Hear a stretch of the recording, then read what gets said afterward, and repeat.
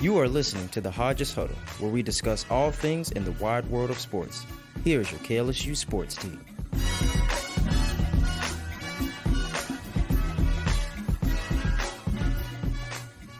Welcome into the Hodges Huddle. I'm your host, Michael Poggi, alongside my wonderful coworkers, as always, Randilyn Wilson and Alex Sheesly, not to mention Jaden Smith in the back, and William Gilreath helping us edit and produce this as always. Y'all, we have a big one today. We have a big podcast ahead of us today, but first things first, how y'all doing on this Monday? How are y'all doing? Doing good. It's great. Yeah. Feel good. Mm-hmm. Wish the sun was out, but Yeah, it's a little cold today. A little daylight savings. yeah, the change of season. How was the Halloween? How was the Halloween, y'all? Halloween was great. Went out on Friday, had a good time there. Spent the rest of the weekend kind of working, getting back on track. It's still exam season, so still Yeah. kind of It is dealing still with exam that. season. But had a good time. Yeah. Yeah. How was your Halloween, Randall? My Halloween was good. That's Yeah, good. yeah. That's good. Well, I'm glad everybody had an amazing Halloween. I hope all the listeners back there also had an amazing Halloween. But first things first, William Gilreath and I were able to get a quick exclusive sit down with Matt Moscona as we talked about the recent firing, I shall say, of Brian Kelly, Joe Sloan, and what the future looks like in LSU football. Got his point of view of everything that went down. So we have a quick little 15-minute segment for you doing that. So enjoy. Well, welcome in. We got a little special appearance, 10-minute segment that we're going to do here in the John Frisha podcast studio. I'm Michael Poggi, alongside William Gilreath, and, of course, Matt Moscona, head of What up, ESPN. gents? How we doing, man? Little bit of a crazy week. You fire a football coach around LSU, that doesn't happen every day. So kind of flipped everything on its head in the middle of the season. Yes, I mean, last time Ogeron got fired, I think everyone kind of saw that one coming. Les Miles, maybe a little bit of expected, but also a surprise. This one, it just seemed like within the span of 24 hours, things just went from bad to worse. I know you've worked extremely hard to get all the coverage out there, but, like, can you just kind of take us through your 24 hours on Sunday finding out the news? So this is my 19th season covering LSU. So this is the third firing. So it was there when Les got fired, when Ed got fired, and now Kelly. With Les, Joe Oliva at the time was just aching to fire Les Miles. I mean, he tried to fire him the year before, and the A&M game where Les got carried off and it sort of disintegrated. But once they lost 2 games in September, I think everyone understood that was coming. Ed, it was the same thing. You had a different athletic director that didn't hire him. At 2020 and 2021 just unraveled so badly. This was stunning for so many reasons. Obviously, Scott Woodward is the AD that hired Brian Kelly, and of course, coaching hires reflect on the athletic director. And so ADs will generally give their hire more rope. And then there was the obvious issue of the buyout. I would say, like, LSU isn't a poverty program, but it's not a wealthy program. You don't have oil money. You don't have, we're just going to stroke a check for $53 million and be done with it money. Which is why there was a very strong feeling that Brian Kelly was not going anywhere after this season. But I think the way things disintegrated, and I don't even think really it was a 24-hour decision. I talked to one very prominent LSU booster on Sunday who told me that when the game kicked off against Texas A&M, there was no concept whatsoever of Brian Kelly being fired based on the result of that football game. I mean, it was a very rapid descent with how that unfolded in the second half. Yep. Then into Sunday, like you asked, when there were informal conversations Saturday night about potential fundraising for a buyout, they had some support for it. You sort of sleep on it, and then the calls start to be made. Okay, would you be in favor of this, of making a decision and moving on? And what it came down to, guys, is Brian Kelly's didn't have any allies. If the AD starts calling, some of the top boosters who would be responsible for funding or people who would have a say-so in making a decision like that and the ramifications of it, buying out the coach, hiring a new coach, all the financial implications. And when the coach doesn't have any allies left, then it's hard to justify keeping him at that point. I think that's where they very quickly got to on Sunday. So would you say that if Saturday went a little bit differently, not necessarily saying LSU wins the football game, Close but loss? like Yeah, still close the coach. loss, 7 3 points, he's Yeah, still the head still the coach. coach. That's what I was I thinking think as well. it was a thing where it unraveled so badly in the second half. And I never want to say like players quit or gave up because there's no way to actually measure or gauge that. And I never want to talk about people's effort or intent. But in a season where LSU was all in, right? I mean, Nussmeier came back for a 5th season. They had the gigantic plea to the fan base and the boosters to fundraise for NIL. Kelly did the $1 million match. To his credit, people forget the man put up $1 million of his own money. I mean, they were $18 million for the roster. They were so all in, preseason top 10. You finally win an opener. You beat Clemson. And so expectations got so high. And for it to unravel as quickly as it did, people looked and said, man, you're not going to the playoff. You've already got your 3rd loss. The team sort of disintegrated there in the second half. You look after this season, and it's plausible to say you're losing Garrett Nussmeier. All these transfer players are gone. You're facing a little bit of a reset next year anyway. I think because it was such an all-in thing, and to lose that game the manner in which they did, I think he lost the boosters. You could argue he lost his team. And when you do that, man, it's hard to ever get it back. And just a little follow-up on that. Would you say, because in my years of watching LSU, other than, honestly, the Bama game last year, it didn't even feel that way, the way it did on Saturday in Tiger Stadium, like with, all the fans and kind of evacuating and just kind of like the A&M fans kind of just taking over the atmosphere of LSU. Have you ever seen that in Tiger Stadium, and especially with a school like Texas A&M or something like that? Man, y'all, I've been alive long enough to remember when LSU went through 6 straight losing seasons in the late 80s and the 90s. Those are my earliest, memory that I have, vivid memories, going to the stadium, and I can remember games, was that run from 89 to 94. And it was, y'all are lucky y'all weren't born to see Curly Hallman, all right? So there have been bad times, but maybe the better way to phrase it is you look at this golden era, right? This last quarter century, starting with Nick Saban in 2000. Man, the games that have gotten like that, few and far between. In 2021, LSU had hideous losses at Kentucky and Ole Miss. Yep. That kind of put the nail in the coffin for Ed Ogeron, where the effort wasn't there, and it clearly had unraveled on him, and it was done. Those are road games. In Tiger Stadium, I think the 2020, in the COVID year, the 2020 game against Alabama was as hideous a loss as I've seen. That might be comparable there.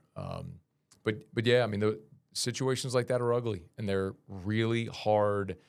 And I would say the thing is, when something like that happens, you have to have support that can go to bat for you, that can help you get through some of those moments. So when Ed Ogeron had a miserable 2020, and even the start of 2021 was bad, but he had enough boosters and people and supporters of the program that liked him and that were willing to give him more rope. So you got to the point where you realized this wasn't going anywhere. The problem that Brian Kelly had is he didn't, I think, endear himself to enough people. Like when Ed Ogeron got hired, the first thing he did was he brought Derek Panamsky on as his right hand, right? And Derek worked with us. Derek was literally co-hosting the morning show on our radio station. Right. He got hired from being the morning show host on our station to being the executive assistant to the coach. It was such a weird thing. But Derek was smart in that doing the job, he knew the pulse. He knew that the media didn't like the fact that we had no access under Les. Former players didn't feel like they had access to the program. And so, one of the first things Ed did was he opened practice to the media. He had an open door policy with former players. Players come whenever they wanted to practice, or just come whenever you come work out at the gym, whenever you want.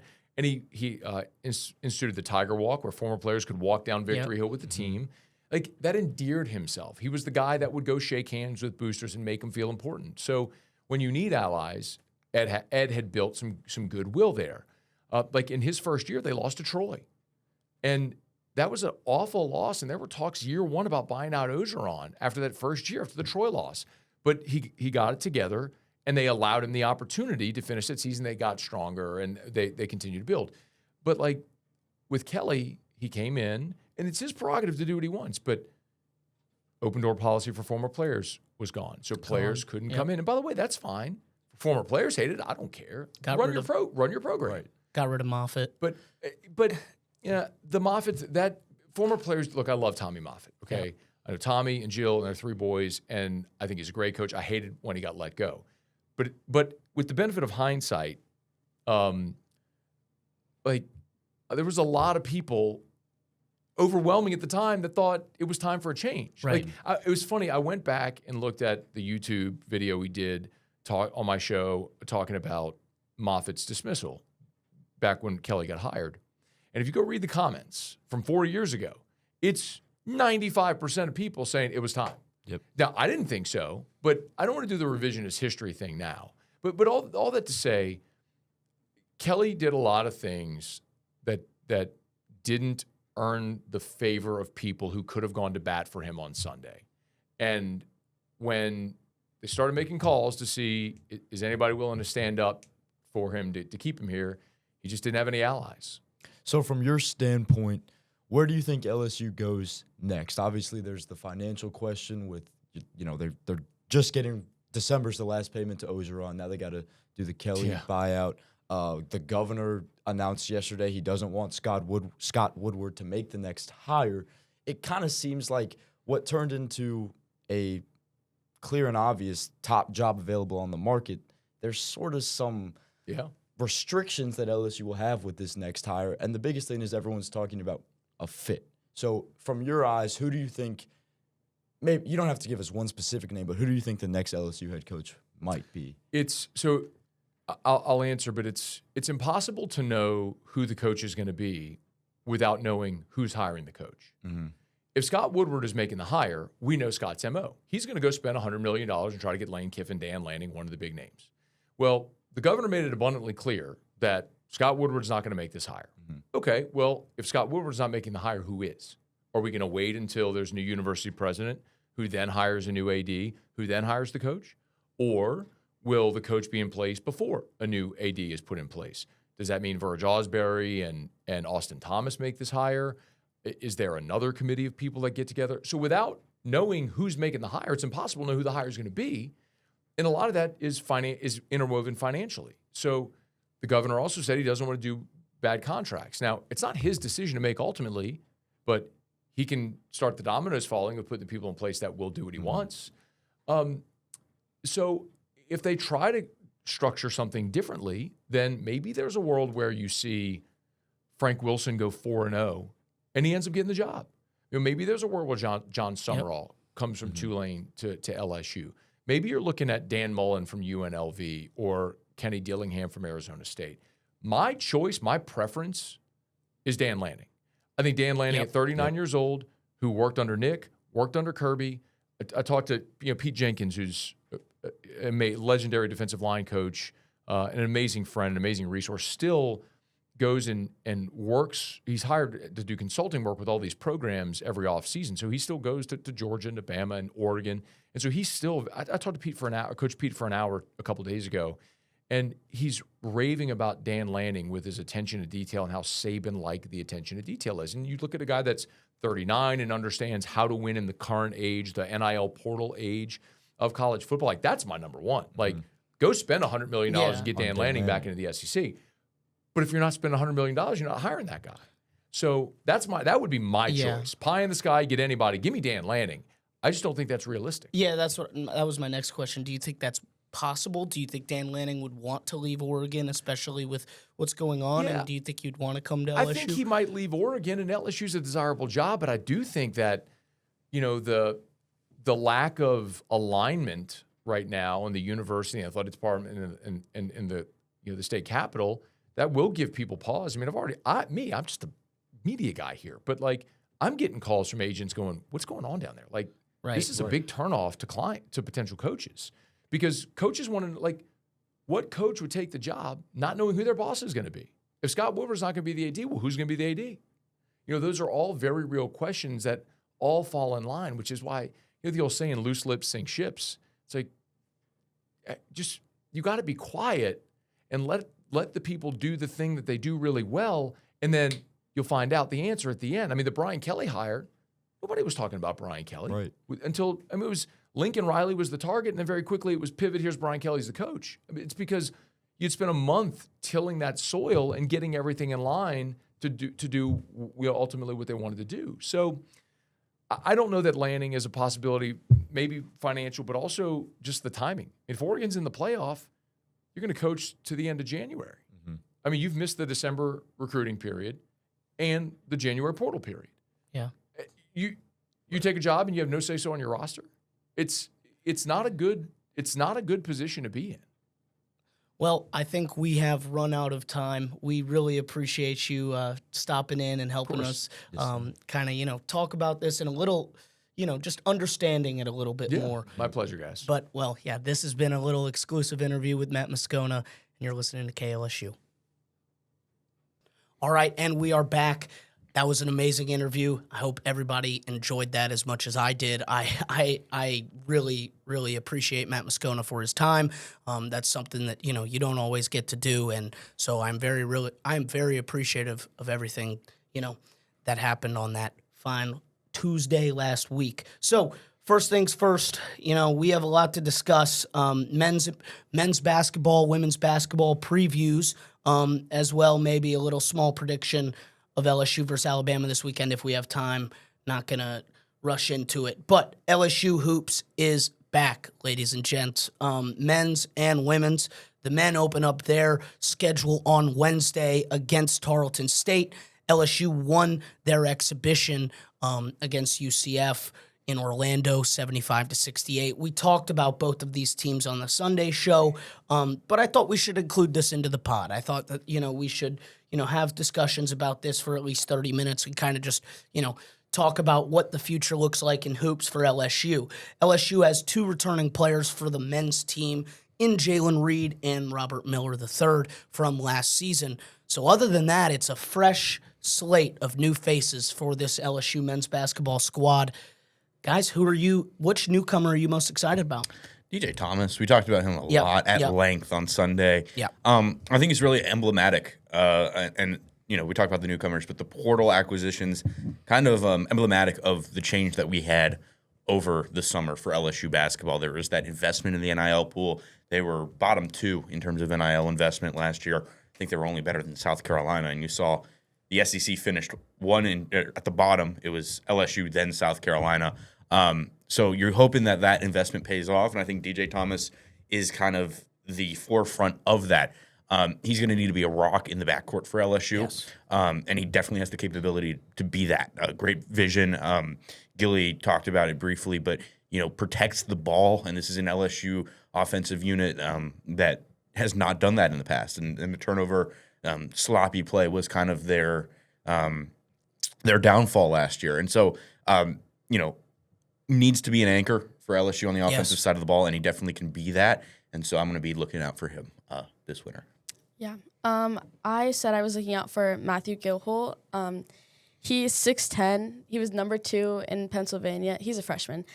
True freshman. Yeah, and he was ranked 65 in rival rankings. So I'm excited to see a little bit what he can do. And that's one thing about this men's basketball, roster that's kind of come in. The freshman class looks amazing. Yeah, and I was about to say. And there's a lot of good freshmen, whether that's Ron Zipper, whether that's, like you said, Matt Gilhall, whether that's, Mozzie Mosley, Jalen Reese, like those 4 guys are going to be names that you're hearing throughout this season for an LSU team. And I said this guy on Sunday, but Markel Sutton out of Omaha, that's Omaha's best player, made it to the NCAA tournament last year, averaged about 20 points a game, 18 points a game, somewhere around those lines. Here, I'll pull it up. I should have had it already, but I'll pull it up.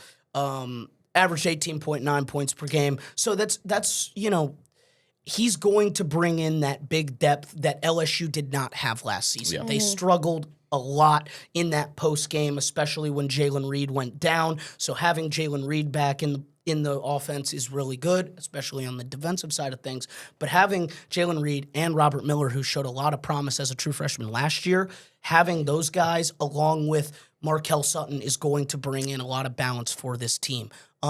I think defensively, he's got all the tools. He's wide. He's lengthy, and he also has athleticism, and he can shoot the ball if he needs to. So it's going to be able to spread the ball.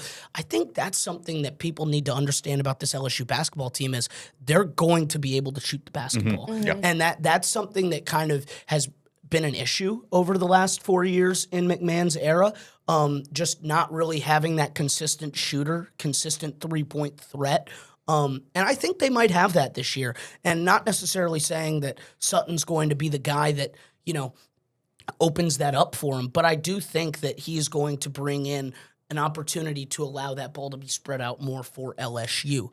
Yeah. I agree. And I think just real quick to Randilyn's point, picking a freshman, it's going to be really important that freshman bunch that just came in sticks around. And we've seen this for, last 2 years with the Matt McMahon era, where there's just an unbelievable amount of roster turnover year on year. You need to start developing players, getting them to their junior, senior years where they started in Baton Rouge, stay in Baton Rouge.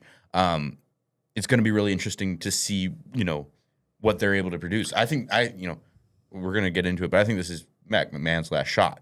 And so if he sticks around, he needs that freshman core to kind of do its thing. And then if that works, success breeds success. And exactly. And to add on to your point, I mean, you talk about VJ Miller, you talk about, Curtis Givens. Like, those were two guys that had valuable minutes for LSU last year. Curtis was, in the rotation of starting and right behind Jordan Sears. And then you had VJ, who was, your starting three all the way up until, he got hurt and had to deal with some injuries. But those are guys that, you're going to miss. And the reason you're going to miss is because you're missing that experience. And that's something that this LSU program doesn't have a whole lot of, and that's LSU basketball experience. But what they do have is basketball experience. They have a lot of guys, a lot of grad transfers, a lot of fifth-year seniors on this team. And so that's going to be interesting to see how that all pans out. But LSU went 14-18 last year, as well as 3-15 in SEC play. So what is your expectation for this team this season, and what just needs to happen to kind of see the levels of improvement that are necessary for Matt McMahon to kind of stay around? Need to be on the bubble. I think that's kind of my bare minimum. I expect them to be, at worst, with the talent they have on paper, first four, next four team out type team. I don't think necessarily they're going to make noise in the SEC in the regular season. Maybe, if they catch lightning in a bottle, go on a run in the tournament. Who knows with that format? But it's such a juggernaut that I don't necessarily think the SEC is going to be great for them. But if things go their way, if they handle their business in the non-conf slate, which we'll talk about in a bit, they're absolutely a tournament team. Yeah.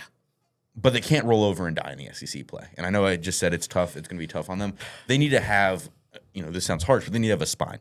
And I always think back to kind of last year, them not having the killer instinct emblem, kind of personified in that Ole Miss game in Baton Rouge, where ranked Ole Miss team, tournament Ole Miss team, they were up 10 points in the under 3, 90-something percent. Oh, I remember. With ESPN. They lose by 2.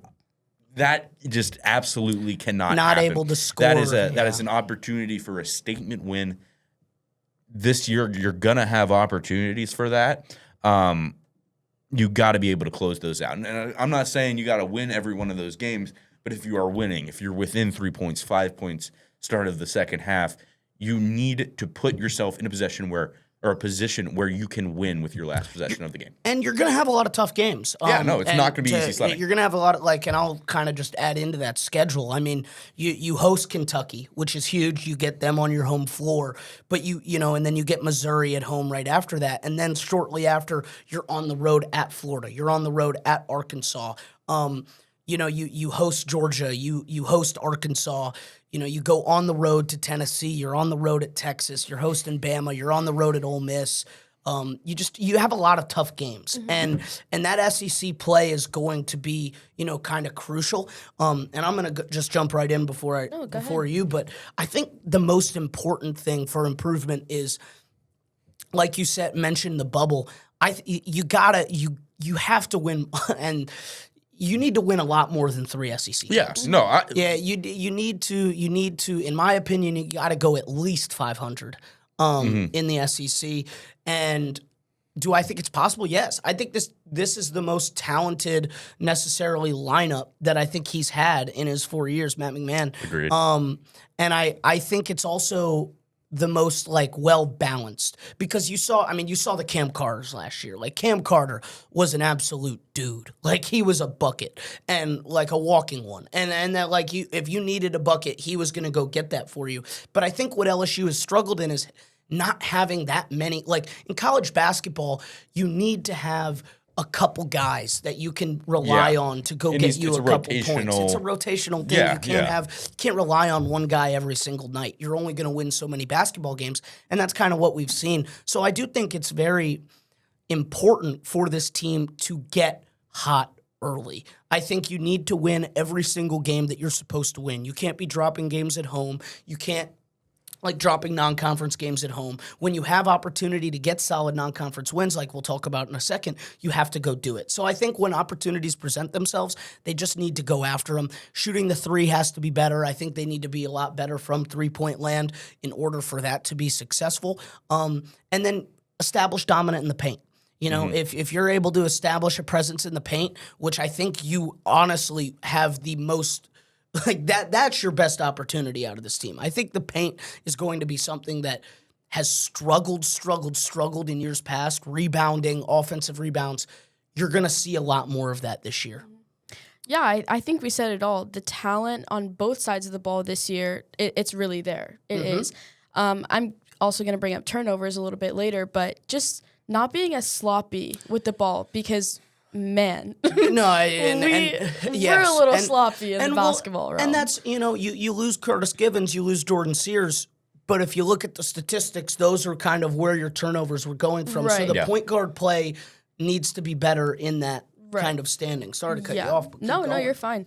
I think you need to run more of a tight ship in that sense, but I think also staying at a pace that works for them. I think the defense, that has been one of our issues as well. Like, defense rushing you and trying to get you to drive in the paint. You know what I mean? And putting us out to the 3-point line. And, I read that we, in one game, had like 26% from threes. That's not great. No. There was a lot of issues with that. And that's kind of what I'm saying. Like, we're just you need to see slight improvement in that way. But the Tigers play some tough out-of-conference games like Texas Tech, and SMU, as well as some games against Boston College on the road in the ACC SEC Challenge. And so, and Drake, who, played today, Drake is not as good as they were last year, losing their coach, losing all those players. But how important is it for LSU to, in my opinion, I think it's crucial, but how important is it for LSU to go at least 500, 2-2 in that stretch? I think it's vital. We just talked about it with how good the SEC is this year, and we're even going to talk about it in the women's game. It is just so important that you establish yourself as a team that can handle their business in the non-conference slate, because you get to March, and those are the guys you're going to be facing. And, you're going to go up against your Alabamas, your Arkansas, your Tennessees, those tough teams in, the regular season slate. It's an opportunity to build. It's an opportunity to build your resume as a team that maybe is a little bit slept on as a program and as a roster, that's unproven. You prove yourself in this stuff. I think you can kind of maybe view that Tech game as a balk. Like, you're not going to come through and win that thing. If you do, it's phenomenal. But I think every other game you need to prove that you belong. Yes, that these are resume building opportunities. I think you're rated above everybody except maybe SMU in KenPom. And even then, it's like a 5-10 team difference among those other three games. So I think 3-1 needs to be the goal for McMahon and company, and I think that's completely obtainable. And I think you're looking 2-2 at worst. If it goes below that, this is going to be a different discussion. Then this could be a bubble tournament team. And I forgot another year for the Matt McMahon Yeah, era. exactly. And I forgot to mention that game against Drake. It's the Emerald Coast Classic, and so that'll be like that first game. And then if they win that one, they'll play in the championship. Yeah. If they lose, they'll go to the third place. And so they'll play. If they won, they'd play the winner of Georgia Tech and DePaul. And if they lost, they'd play the loser. So I think that's another opportunity just for that Matt McMahon and company to kind of get that extra win. And it helps out your KenPom ranking. It helps out everything that you're trying to do against Quad 1, Quad 2, Quad 3 teams. And that's the other thing is I remember a couple of years ago when they kind of went on that run and they had dropped a game to Nichols. And so they dropped a game to Nichols. And if they hadn't have dropped that game, their ranking would have been a lot higher in the KenPom because they lost to a Quad 4, Quad 5 team at home. And so then then you saw them getting Quad 2 wins, Quad 1 wins, Quad 3 wins, and this was 2 years ago. So those times, those wins, those games that you are expected to win are so crucial. Yeah. Right. Yeah, I honestly think you also said it all. You need to establish that you are a team that nobody has to sleep on. And obviously, it might be a little hard to do that, especially from our record last year, but that's where the improvement comes from. I don't think anybody's really expecting us to be, as talented as we are, as we've already said. So I agree. I think it's crucial to go 3-1, 2-2 at the worst. That's the worst thing you could do in that. No, and I know like with the SMU game, that's part of that cross conference challenge thing. I mean, that's a marketing thing, but I mean, there are people out there that kind of look at the slate and be like, whoa, hey, LSU, took care of business against SMU. Like, hang on now. So, like you said, like Randilyn, it's a respect thing. And I feel like that's a really important kind of thing to focus on for this team in the non-conf slate. You get some momentum, you get some confidence, you get some just kind of swag that you carry into the SEC slate instead of being like, so obviously on the outside, like, proving you belong in the media sense, but also just in-house and being able to say, hey, we can beat these tough teams in tough environments. I think that would go a long way for the program. I think walking into January 3rd with 1 to 2 losses is the expectation. Yeah. And that should be the bare minimum. Yeah, I think you need to walk in to January 3rd with at least just 1 to 2 losses. Yeah, at max. That's what But at the same time, I think if you enter the conference slate with 1 loss, you're feeling good about yourself. It's a very fine line there. Yeah. And it's you lose 1 game, you lose none, you're feeling like world beaters. You lose 1, you feel great about yourself. You lose 2, okay, that's what we expect. And you lose 3 and the world's on fire. So it's really interesting to kind of see that kind of that scaling, but I agree. Yeah. So obviously it's going to take some time for us to learn more about this team. We'll get to learn more this week, especially not until January 3rd, especially not until conference play. So what are your early predictions for this team and predictions for any players on the squad? Yeah, I think, like I said earlier, the bubble, that's probably where you see this team. If I had to make a prediction, they'll be right in that first 4 out kind of range. And obviously, once we get to SEC play, we'll kind of have a better idea of that. But not on my radar to make any noise in conference play, just whether that be the tournament or the overall regular season title. But like I said, at-large bid is in play. They have the on-paper talent to make that jump. I think Jalen Reed gets better, makes an impact, becomes a real leader, kind of understanding the culture around this program. And so, yeah, I think, like I said, the bubble and a tournament feels very real for this LSU team, at least with the optimism that I've seen from the program, from people within it, from some of the presser stuff that we've done. I feel good. Yeah, I do too. I'm excited, but again, I don't want to, say too much too early. We don't really know much about it, but knowing how talented they are, I think it's crucial for you to be so good. You know what I mean? I don't want the talent to quote unquote go to waste. I don't want to say waste, but you know what I mean. Yeah. And so, yeah, that's kind of it. Look, I mean, this team is picked to finish second to last in the SEC. Like that's what they're predicting this team to do, and I think that's kind of abysmal. I think that this is a team that, in my opinion, is going to be.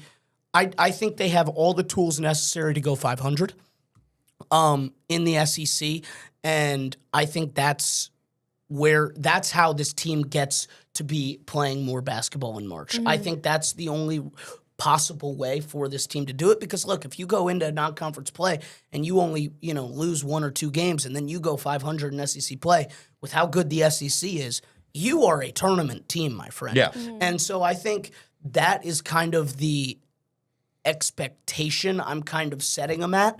I need to see a little bit more. I need to see how they perform on the road, because that's always been a struggle. I need to see how they take care of business at home. I think it's going to take some time, like we've mentioned, till January 3rd, but I think this is going to be their best shot. I think out of all the teams that McMahon's had, this is his best shot. And you got to stay healthy. That's the other thing. You got to stay healthy. Injuries have killed, and when you get your guys in a rhythm, they have to stay in that rhythm. And so I'm looking to see how the rotations go. I'm looking to see how all that pans out. But yeah, you got to stay healthy. I think to both of y'all's point, this roster turnover year on year, it makes it so hard to kind of see what's coming. And, you can view it however you want. But, I mean, this is the nature of the beast. It's when you have 2 returning players, you just don't know. You just don't know. Right. You don't know what the chemistry's like. Until you get on the floor. So, we'll get a pulse on it when the calendar turns over and we're in 2026. But to your point, Randilyn, I agree. Like, this is the most talent that Matt McMahon has had. You got to use it. You have to use it. Well, let's move to the other side of things, as the Lady Tigers are ranked number 5 in the preseason rankings as they open up their season on Tuesday against Houston Christian. So right before, you go to the game, you can tune into the Hodges Huddle and hear what we have to think. But, there's lots of new faces, lots of high expectations. Which newcomer, because there's a couple of them, which newcomer are you most excited about moving forward for this basketball team?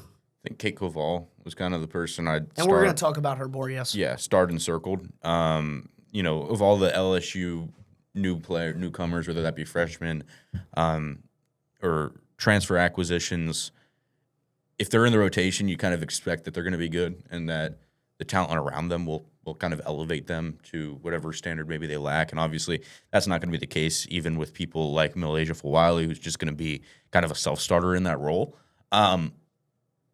But LSU needs a front court. Yes. The back court is so loaded. They need I just keep using this word, but an anchor in the front court. Yep. Someone who can bring that side of the ball, bring that post play, bring all that stuff in the paint up to the level that we know this backcourt can be. And we didn't really have that last year. And going out and investing in Kate Koval, that's going to get you to that level. And, we all know what this team is capable of. We talked about it on the Sunday show. This is an Elite 8. Final 4 is the minimum for this team. And if you're going to get there, it needs to come from everybody in every position. Nothing. No, I agree. It's gonna have to come from every position, and I think at center. That's and I'm gonna add on to your point. I think that getting those post players is very crucial, and I have a Maya Joyner. I think that transfer from East Carolina is crucial, averaging 15 last year. Playing most of those minutes, started in 23 games. That's going to be crucial for you, is to have that kind of, that post game, like you just mentioned, there was no depth in it last year. And I think adding those 2 players with the talent that you kind of already have on the team, it just adds a little bit more, 1, experience, and 2, versatility. Just allowing you to do more things with the players that you have. Yeah, exactly. I'm going to go another true freshman, Zakiya Johnson. She's had over 3,000 points just in high school. She's won That's 4. a lot of points. Yeah. She's won 4 state championships. That's a lot of rings. And she's won a gold medal. She's 4-time Gatorade Player of the Year. The talent right there just in high school, I think that's crazy. So yeah. 100%. Yeah, I think it's the same thing as the men's team. They have so much talent, and on both sides of the ball now. I think the women's team has always had talent, but that is definitely something that you have to utilize. And I think with a lot of our newcomers, I know we're going to talk about Malaysia Fulwiley later too, but like that is crucial for this team as well. 100%. Well, we kind of talk about the newcomers, but there's a few returners out there too that are very crucial for this team. So which returner are you expecting the biggest year out of as far as returners for the squad? This is a legacy year for Flau'jae Johnson. 100%. This is, I love it. You get to the offseason, don't know necessarily if she's coming back. She kind of was culturally the lifeblood of this team. You talk about emblematic of LSU women's basketball. It's Flau'jae Johnson. She chooses to come back to LSU, forgoes the draft, gets an opportunity to build her draft stock even further this year, and then also play to get a ring that she leads the team to and build a legacy of her own in Baton Rouge. And, for all of the impact that she's had on this program throughout her tenure here, you kind of look at that 2023 ring as the Angel Reese type ring. If they get a ring in 2025 here, it's, you got to play the games to figure it out first, but pretty good chance it's going to be the Flau'jae Johnson ring. And I think there's a motivation there that, like I said, it's a legacy year. She's going to want to compete. And I think we see the best version of Flau'jae Johnson, which is crazy to think about. Because she's been incredible. Great. But I think you say big year, that's who I turn to. I'm going to go the other side of that duo and say Michaela Williams. M-Dub. I think she's such a good player. I mean, yeah. Like, averaging 17 points per game, she just has so much talent. That's somebody that I'm really excited that, is still here and has stayed at LSU. Mm-hmm. And Jay can tell you, her in high school was a different beast. And she, it's just one of them, it's one of them things that that duo has to be incredible. And then I'm going to go with the other one, man. I'm going to go Kaylin Gilbert. You kind of saw, not many starts out of her last year, but you're going to see a more important role from her this year. And I think it's more crucial. She's going to add a lot of depth for this, for that, for the point guards, for the shooting guards, kind of spreading the floor a little bit around. We kind of talked about that on the men's side, but I think you're going to see things that you really haven't, I think her 3-point shooting is going to be, it has to get better, even though she shot 35% from 3-point land last year, which is, pretty good. You're going to want to see more of that. And I think that year of experience at LSU in the SEC is going to help her out tremendously. Yeah. And I think that this year you're going to see a lot more out of her. And just the fact that you have her and Malaysia Fulwiley on the same team is pretty disgusting to even think about. And I think, you're going to see those two kind of work together. And I'm excited to see what Gilbert does, man. I really am. I think it's going to be interesting. But LSU won their first exhibition 148-46, while in their second they won 121-41. So, and we haven't seen, the regular season play happen yet, obviously, but you're kind of expecting those games against, lower level schools, lower level opponents.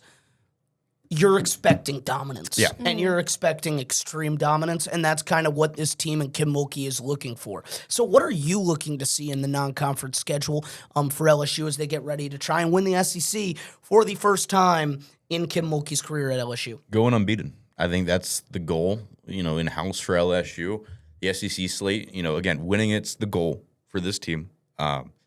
We don't know how realistic that is until we get there. We kind of see all the chips on the table. It's kind of like the preseason ranking in college football. You get a Clemson-type team that's great, number 4 in the country, and then they fall off a cliff. What happened here? But you got to see it out, and this is an opportunity for LSU to establish themselves as one of the national powerhouses in women's basketball. And I think you do that by going unbeaten and building a record that says we can handle our business. That comes from these games. Whatever happens in the SEC, completely different beast. You got to go on the road to Texas. You got to play South Carolina. That stuff can go either way. But you look at especially the schedule that LSU has. The only real game that kind of gives me pause is that Duke game. And Duke played today. It'll be tomorrow when this podcast comes out. They didn't look phenomenal. They lost against Baylor, who, was really sloppy. So you have to expect to win that too.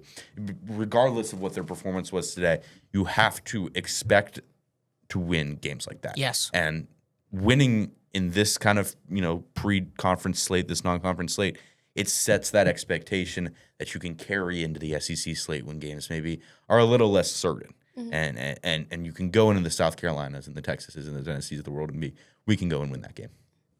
Yeah, I agree. I also said the Duke game because I know they played today, which is tomorrow. But, sorry, I lost my train of thought a little bit.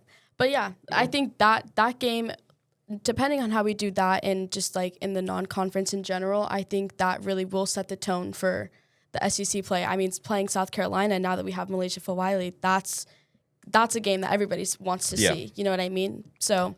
Yeah, I think undefeated's the standard. Yeah. I think you got to go into SEC play with that undefeated record. I'm sure if you go undefeated in non-conference play, you'll be higher than top 5. I'm sure you'll be a top 3 team in the country because teams will drop. That's how college basketball works. And I'm excited to see how it goes, but I just don't. There isn't really, other than that Duke game, there isn't a game that's like, okay, like. I'm a little nervous. I'm a little worried to see how this team performs. And that's just looking on paper. That's just looking on paper in the 2 scrimmages that we've been able to see. There isn't a world where I'm seeing, a team like Duke beating this squad. Yeah. And the only way a team like Duke or some, of that nature beats this LSU team is if LSU beats themselves. And we've seen that in the past with this kind of group, with Kim Mulkey's squads. But I just don't see it, and I think that definitely needs to be an expectation for this team. You had in 2023-24, you coming off the national title win, and you face Colorado to start the year, like your first real task, and you lay an egg. Yep. And you just can't afford something, because that kind of set the tone for what was a really rocky year. You talk about an Elite 8 berth, but there was the Angel Reese suspension and all of that, and it kind of created a cloud over the pro. You got to world build a winning kind of team in the non-conference slate here. 100%. Well, so, you mentioned Kate Koval earlier. Kate Koval was named on the Lisa Leslie Award watch list, which honors the nation's top center, as well as grabbing, like you said, Malaysia Fawiley from South Carolina. So how important are these two for the depth of this team? And then after, I'm going to ask you, what is your prediction for this team? Like, way too early prediction. Where are they going? Yeah. So, like I said earlier, Koval is going to be vital. Team needs a dominant front court presence, and we talked about it in the post and all that stuff. The variety that Koval, the other transfer additions, brings you, she brings it to you. And so, if you can get like an elite top center, and she plays up to that, that's going to be great for the program. And then Fawiley, brings a proven SEC caliber play to the backcourt, and someone that can handle, so cliche, but the grit and grind of an SEC season, an SEC calendar, complemented with the deep backcourt talent that already existed on this team. It's going to be a problem, and you can just plug and play her with the rest of this bunch and create nightmares for the other team. So I think that's really great. And then as far as kind of how far I think this team can go, I think they can win the SEC for the first time in the Mulkey era, like you said. I think you're looking at if you win the SEC, you're a top seed nationally. You're a 1 seed, at worst 2 seed, depending on what the kind of, how the landscape is. But 1 seed, run to the Final Four, I think that's my expectation for this team. I don't necessarily know national title or bust, but I feel pretty confident saying that LSU is going to get to the Final Four. Yeah, I agree. That's my expectation too. I don't really want anything less than a Final Four, just because I think we do have so much talent. Like, that's a big word that we've been saying all pod. So we have so much that I think we can do, and I think if we utilize it and we play our cards right, that's the way we can go. Yeah. Yeah, look, I think bringing in those 2 players is crucial. I think grabbing, two of the top transfers in the country is always an expectation for this squad, especially for Kim Mulkey, to, kind of just expand that talent, to kind of expand your resources and expand the opportunities for, you to move on forward in the SEC, move on forward in college basketball. Look, Fulwiley has an opportunity to go out there and be the best player in the country. Yeah, for sure. And that's just that's something that, the fact that you were able to grab her in the transfer portal from one of the, the nation's top program, in my opinion, in women's college basketball, especially in recency bias, it's very crucial, I would say, to go and grab those types of talent. So I think with the amount of talent that you have and everything that surrounds this roster, I don't, I see a world where Final Four kind of needs to be the expectation.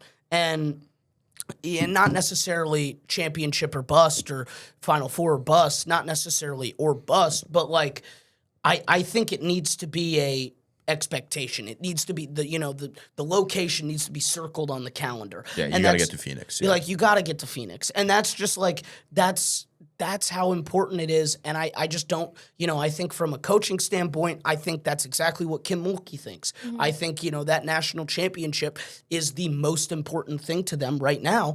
And that is that's why they brought in all this talent. That's why they have such a top recruiting class. That's why they have one of the top transfer portal, classes. I think that you can't have all these talents, have all these, ranked number 1, top 5 groups of, players that you're grabbing in and then laying an egg. And that's kind of what we've seen in football with getting, that amazing transfer class and transfer portal group and then just kind of laying an egg, having the offense, having high expectations, having Heisman hopefuls, having, all this and just not being able to do it.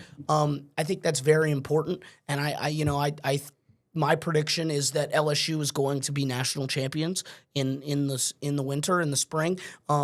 That's my prediction, and I think it's very, very possible. I think, if you beat yourself up, then it's going to be more impossible than it is possible. But, I mean, the amount of talent that you just have on your team, and especially, in my opinion, 3 crucial returners, it's just it doesn't make any sense for you not to even have the Final Four out of your mind. You know what I mean? Mm-hmm. But anyways, I think that's going to do it for us here today, here in the John Frisha podcast studio for this episode of the Hodges Huddle. Big thanks to Alex and Randilyn, as always. Thank you all so much. Big thanks to Jaden Smith in the back doing his thing. Man, we will thank you. And you know what? Thank you. Thank you for tuning in and listening, giving us some love. We'll see you next week. I'm Michael Poggi, and you're listening to the Hodges Huddle.